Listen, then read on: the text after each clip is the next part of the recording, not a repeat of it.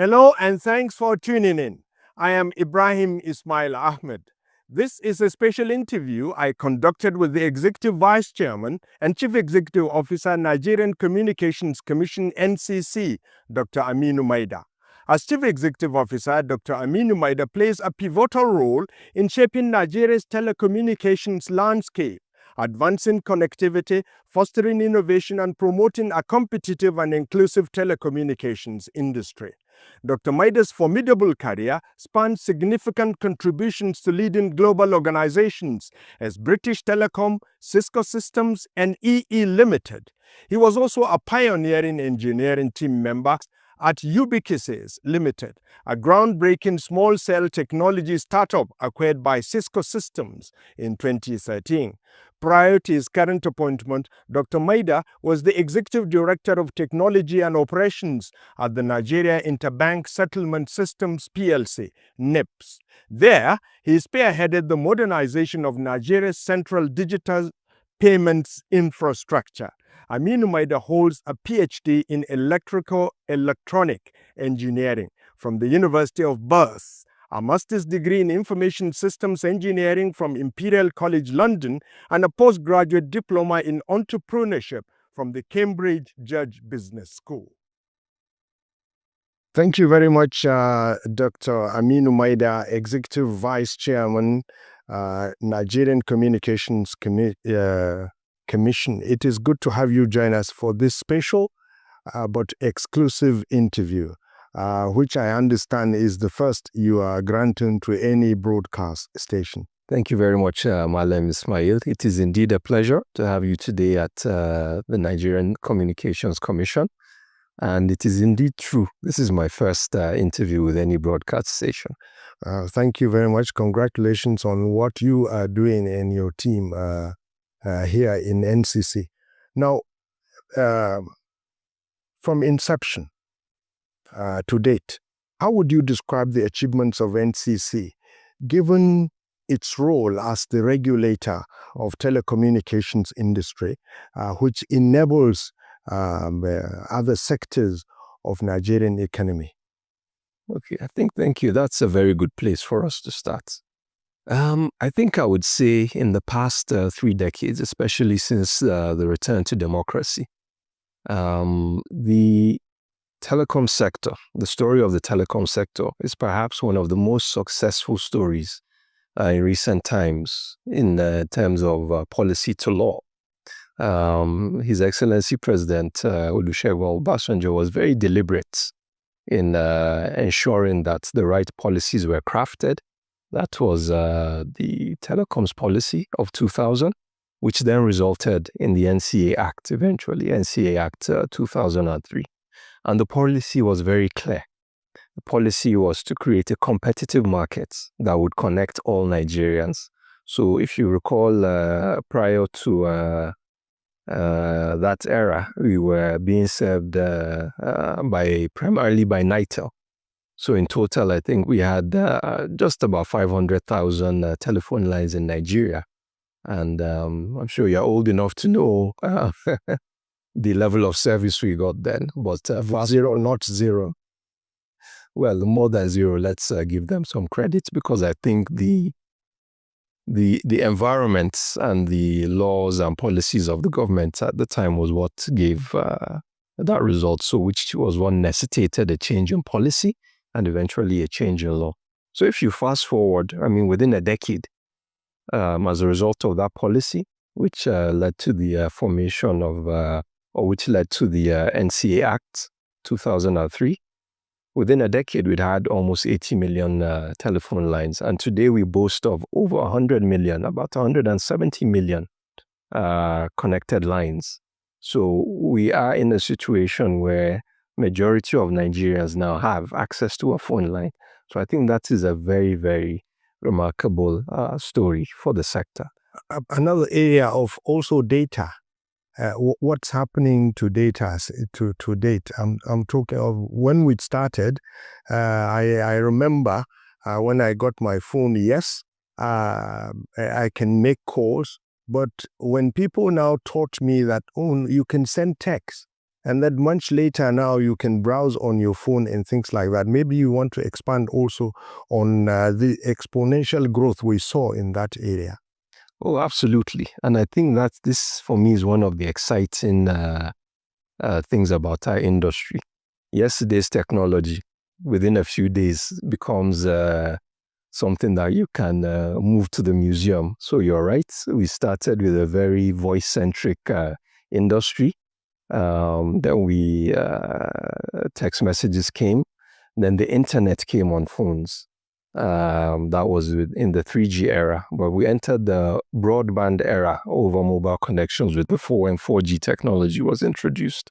And this is what really is the catalyst for economic growth via the digital economy. And I must say, in terms of data usage, now data, when we talk about telecommunications and connectivity now, it is about the internet. Everything happens on the internet now. And for you to enjoy the internet, you need a very fast and reliable connection. And when you look at the numbers, I mean, this year, in the 2 years I've been here alone, there's been close to 100% increase in data consumption by Nigerians. So this is everything from, like I said, sectors like fintech and digital payments, to also the social side of things, especially your social media, so your WhatsApp, your YouTube, your Instagrams, your TikTok. We are seeing an exponential increase in the demand or usage by Nigerians today. As we witness this exponential growth that you're talking about, quality of service and customers' experience are now central. Since you came into office, can you say that Nigerian consumers are experiencing better quality in terms of telecom services? This is a tricky question because I can present the facts, but there's also the perception. Well, let's start with the facts first. In the past year alone, we've seen an increase of about 30% nationally in terms of the average download speed that users are experiencing. So that in itself is an indication of things have improved. Now, is it where it needs to be? Are consumers happy? I think I have to be honest and say we can do a lot better. So it now goes on to what are we doing?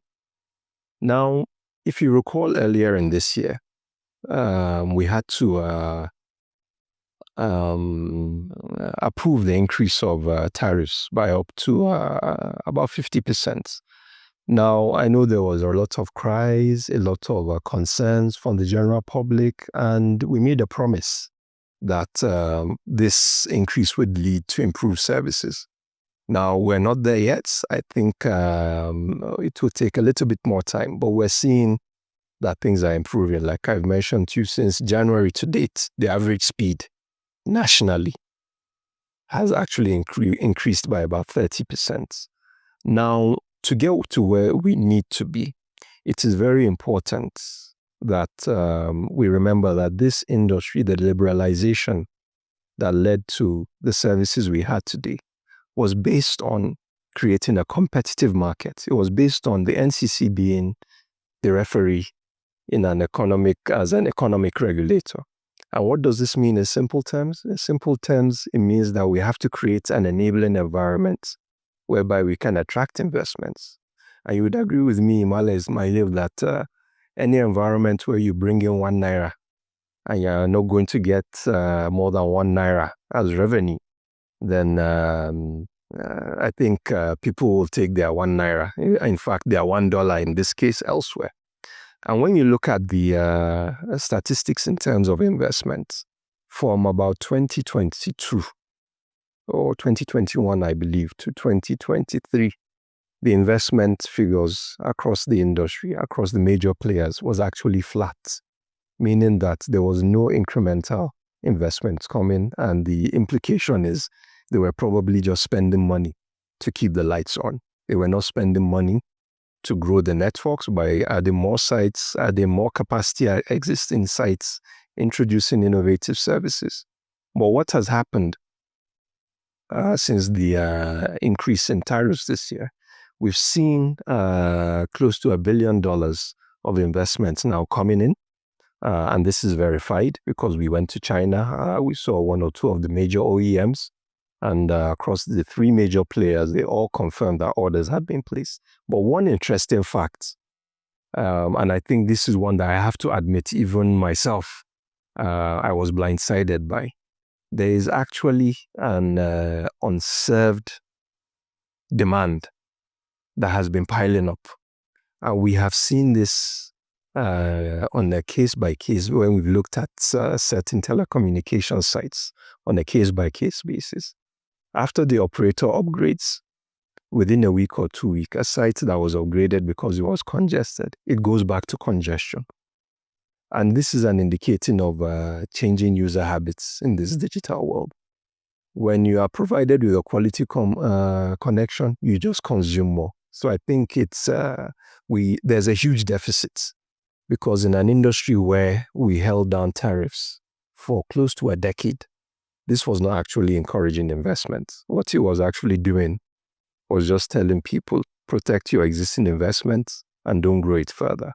So by this action that we carried out in January, we are now seeing that the investments have come back. So investor confidence is basically back. And we're hoping that we continue on this trend so that we can build enough capacity to meet the demands of Nigeria today and tomorrow. Talking about meeting the demands of Nigerians, it's very important for people to see that things are being done in a transparent and accountable manner. Mm-hmm. And not just that you are doing it, but it must be seen that you are doing it.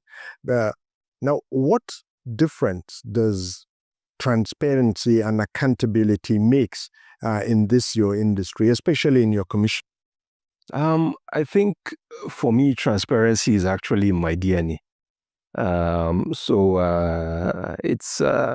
It's something that even if it was not required for the industry or for the role as an economic regulator, I think it is something that would have been front and center of the way I work. Now, coming back to your question, why does it matter? Number one, investor confidence. When there is transparency in terms of how the processes are run, the fact that everything is done in the open, so that operator A suffers the same consequence for operator B for the same infraction, it improves investor confidence. Now, for the commission itself, what it does to us when I'm transparent and I'm putting everything I do in the open so that people can scrutinize, it also means I am holding myself accountable. Naturally, it means that I will be very fair in what I do when I'm transparent. And of course, from the consumer side of things, it builds trust. So there are certain things that, I'm not sure if you have seen, but there are certain things we've done recently in terms of transparency on the consumer side. One, for example, we've mandated operators whenever there is a major outage. That is an outage, and major outage is, there's a definition for it, affecting a certain number of subscribers or geographical area. We have now mandated that they must report this to their consumers through their channels, whether it's their website or social media. We've also directed simplification of tariffs. So I have to admit, I just used to buy or subscribe to my operator without necessarily knowing what I was getting. I would pay 5,000 and I just said, okay, this seems to be okay for me. But we've now mandated, and they're in the process of complying, that every tariff put out there must be simplified according to some guidelines we provided. And those guidelines specify that every tariff, no matter what you call it or what color your marketing people use, there must be a clear set of descriptions that state how much per megabyte, how much per SMS, how much per whether minute or second of voice, what are the components of bonus. And this uniform templates, the intention is that so that subscribers can compare across networks very very easily. I wish we can go on and on, but due to constraint of time, we have to stop here. Dr. Aminu Maida, Executive Vice Chairman, Nigeria Communications Commission, thank you very much for your time and for giving us insight. We hope some other time we will still come and hear from you. Thank you very much, Wale Ismail. The pleasure was mine, and I hope I did well in my first interview. Thank you very much. Thank you.